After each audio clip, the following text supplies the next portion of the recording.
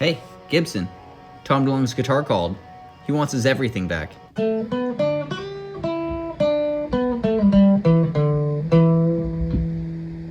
Brand new for 2013, it's a stripped-down rocker, the ES-335 Studio. This is the 2013 Gibson Memphis ES-335 Studio. Produced for 1 year only, it just may be the most untraditional ES guitar Gibson has ever made. This guitar is the emo kid of the ES lineup. If it were a person, it would have swooping bangs covering one of its eyes, black fingernails colored in with Sharpie, and wear an oversized black hoodie, even in the middle of summer. But alas, it is not a person. It is a guitar. And this guitar has many different features, such as no F-holes, one single Dirty Fingers Plus pickup in the bridge, no binding at all on the body, all black hardware, and this awkward tortoiseshell accented plastics. One reviewer compared this tenon cover to Mick Jagger's mouth. But what this guitar really is a Tom DeLonge signature in disguise. And just like in Blink-182 fashion, this guitar is simple, true to itself, poetic, and expressive.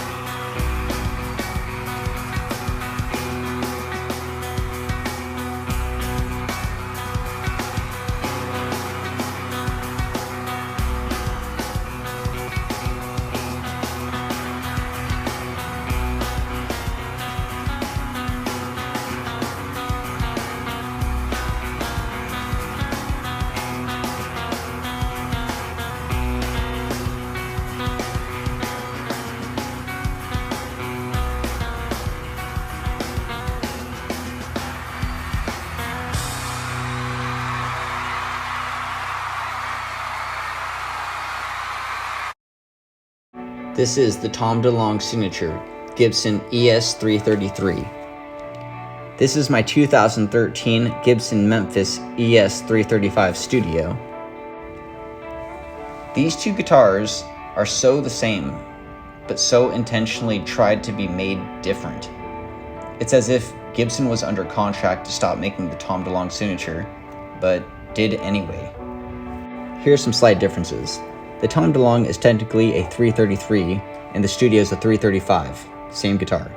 The Tom DeLonge has F-holes, obviously the Studio does not. The Tom DeLonge has body binding. The Studio has an added tone knob, and they relocated the controls. The Tom DeLonge input is on the front of the guitar, like a traditional ES, while the Studio is on the side, more like a Les Paul. The Tom DeLonge has a cool tenon cover, and the Studio has a gross-looking, disgusting tortoiseshell tenon cover. The Tom DeLonge has a rosewood fretboard, and the Studio has a torrefied maple fretboard. The Tom DeLonge has a single Dirty Fingers pickup in the bridge position, while the Studio has a single Dirty Fingers Plus pickup in the bridge position. And obviously the paint scheme and just the sort of visual design is different. But come on, it's the same dude, it's just in a different suit. The Studio came out in 2013, and they stopped production on the Tom DeLonge in 2012? I'm not a conspiracy theorist, but Tom was right about the aliens. Anyway, let's tear this thing down.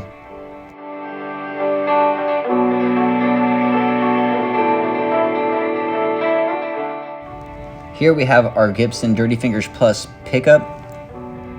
You can tell by the double row of pull pieces there and the giant sticker that says Dirty Fingers Plus. Let's get this back in the right way. Here's a look up inside our pickup cavity. You can see the laminated maple there. This is what inside the guitar looks like. You see that center block with the one pickup in the tone chambers. Got that pickup facing the right way now. Got our black chrome zinc die-cast alloy two pneumatic bridge, that ABR1 style.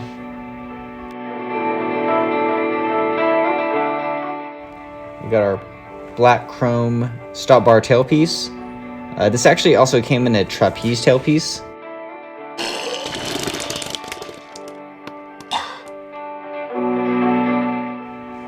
It says that these are top hats in the specs.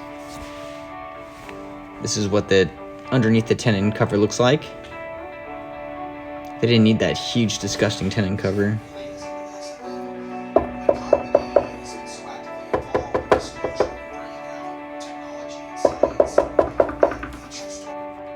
Traditional nut looks good. We got our tortoise shell truss rod cover and our tortoise shell tenon cover. This literally looks like something Batman would throw at you when it's taken off. Oh, I hate that tenon cover.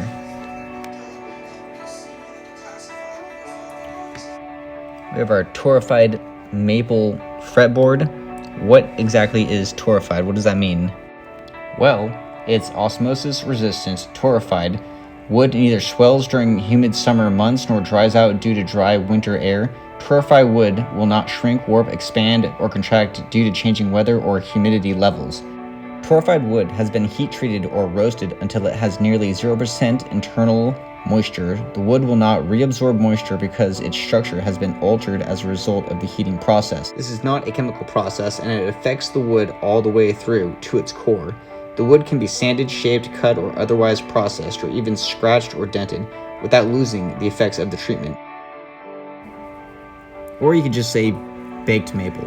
But I would say it feels totally different. It does not feel like rosewood. I would say it feels like ebony, except like lighter. I'm not really sure how to say it. It just feels light. But yeah. The neck has binding. Why does the neck have binding? I would definitely rather have binding on the body. And on the neck it has a black Korean nut. Let's get these neck measurements for you. It's the nut width. First fret. 12th fret. Got our gold Gibson logo decal. And a beautiful nitrocellulose lacquer finish. Very nice and shiny. Just don't do what I did to my 2013 Alpine White Les Paul Custom. I would not recommend using nail polish remover to try to get residue from a sticker off. I nearly cried when this happened, but not nearly the stupidest thing I've ever done.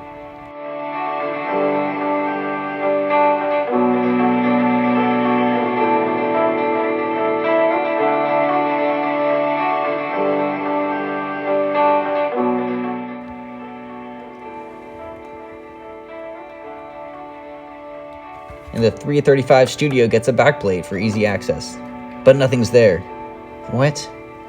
Just kidding. So, it's so strange how they place this. It's like way too high up.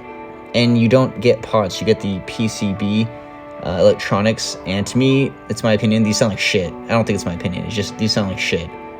So I ordered, had these special ordered. This guy is on Reverb and eBay. It's like something star, but he's done 4 of my guitars. And I sent him like the measurements, and he custom made me this harness, and he'll put whatever capacitors you want on there. But yeah, this guy does great work. But my guitar will be getting this setup pretty soon here.